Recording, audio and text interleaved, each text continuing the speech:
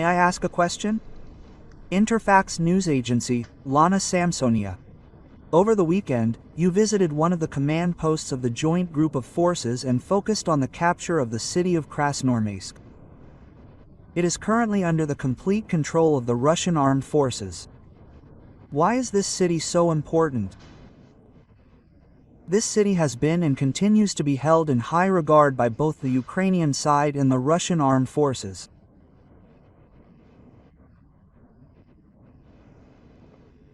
It truly is of particular importance because, this city is not just a large infrastructure facility, connected to an entire network of means of communication with the region.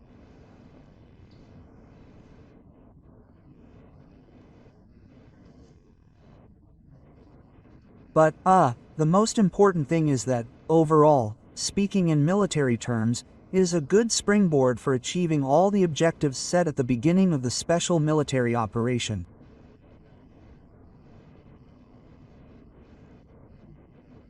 That is, from this springboard, from this sector, the Russian army is easily able to advance in all directions, which the General Staff considers the most promising.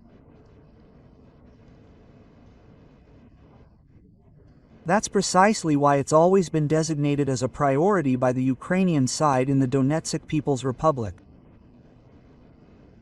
And by our armed forces too, along with a number of other Ukrainian outposts. And it was also one of the most powerful Ukrainian outposts.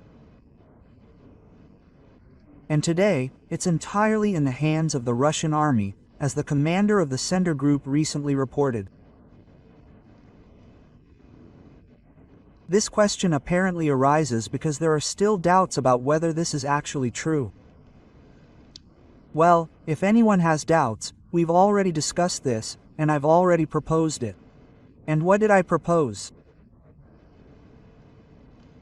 Your foreign and even Ukrainian colleagues, please, we're ready to grant Ukrainian journalists the right to visit the city of Krasnoarmeysk and see for themselves.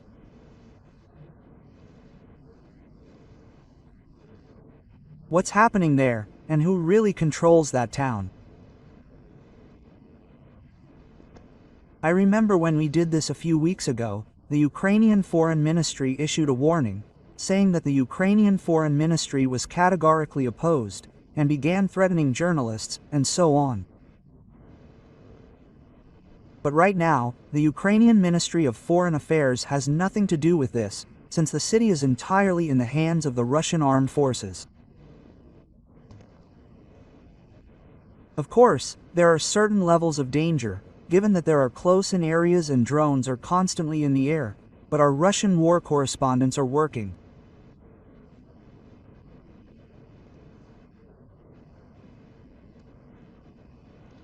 I'm sure there are people in the West who honestly fulfill their professional duties and are ready to objectively inform their listeners and readers about what's happening in the world, including in Ukraine.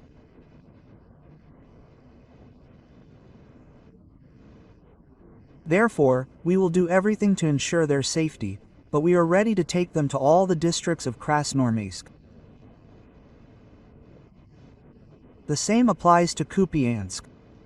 Hello, Vladimir Vladimirovich, regarding Kupyansk, they simply didn't allow it, as Alexander Yershlyaev said yesterday, when Zelensky stated that the Ukrainian armed forces are still in Kupyansk. What do you think he meant by that? You should ask him, because Kupyansk has been in our hands for several days now, or rather, for several weeks now. It seems to me that the Ukrainian leadership is currently preoccupied with other matters than the situation in the combat zone. In fact, it seems like they live on another planet. Besides, being constantly on the move, begging for money, they probably have no time for current affairs, neither in the economy nor at the front. As for Kupyansk, Kupyansk consists of two parts. One part, the larger one, the main part of the city center, is on the right bank of the river. The smaller part is on the left bank. Russian troops control both the right bank part entirely and the left bank part, also entirely.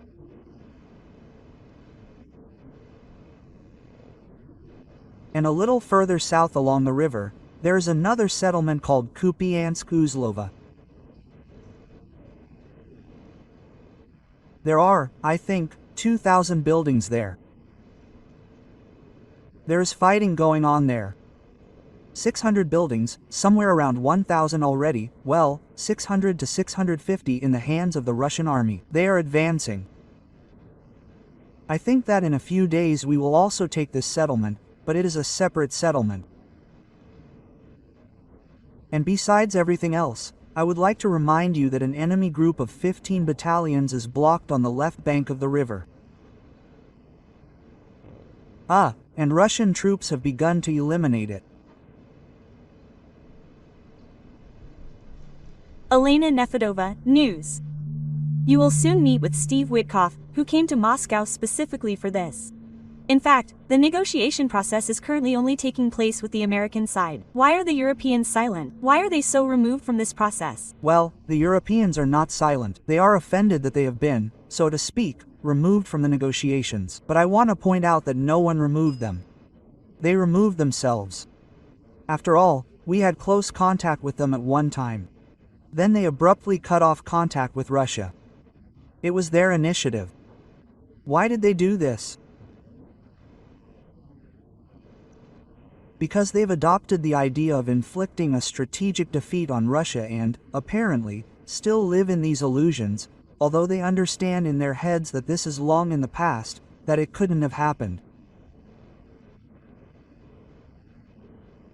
They've been engaging in wishful thinking all along, but they can't admit it to themselves, they don't want to. They've removed themselves from this process. That's the first thing. Second, seeing that the results today aren't to their liking, they've begun to hinder the current US administration and President Trump from achieving peace.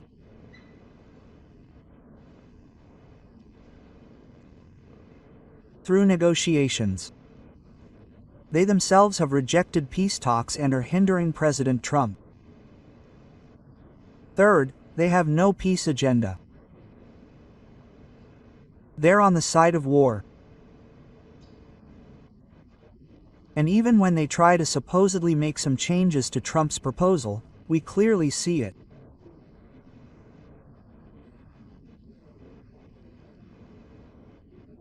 All these changes are aimed at one thing: blocking the entire peace process altogether, putting forward demands that are absolutely unacceptable to Russia. They know this, and thereby blaming Russia for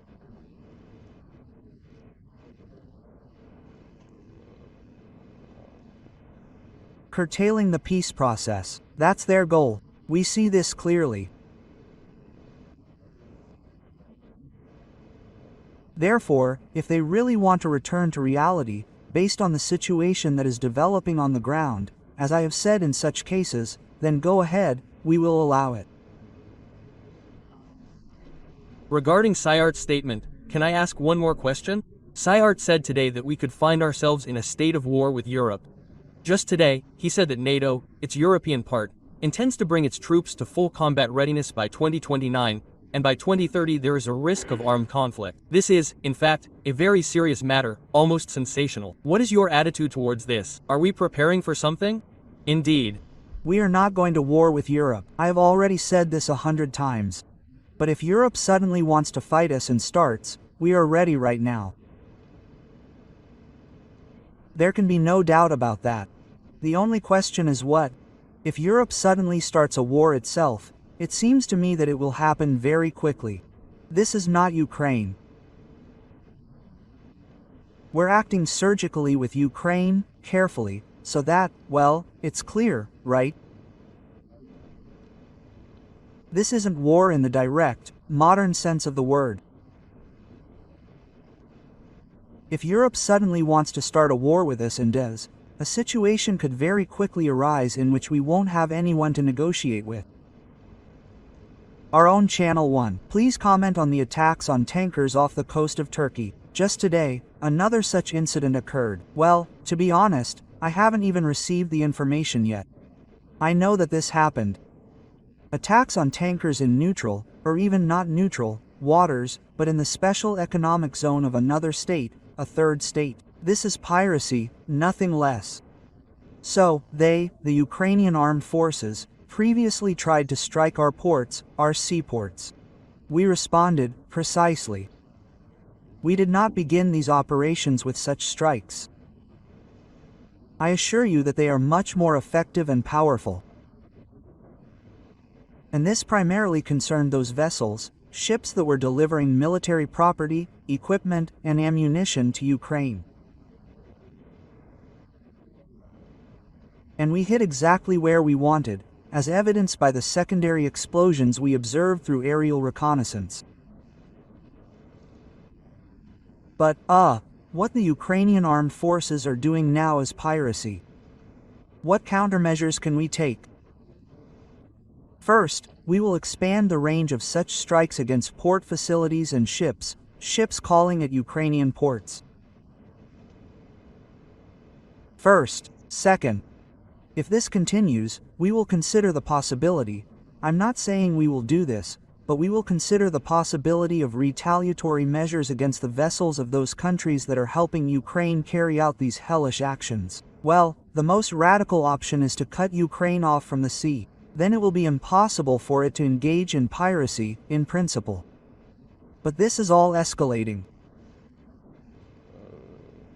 I hope that, the Ukrainian military leadership, the political leadership, and those behind them, will consider whether this practice is worth continuing.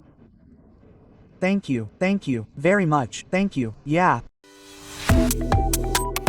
Subscribe to Oneindia and never miss an update. Download the Oneindia app now.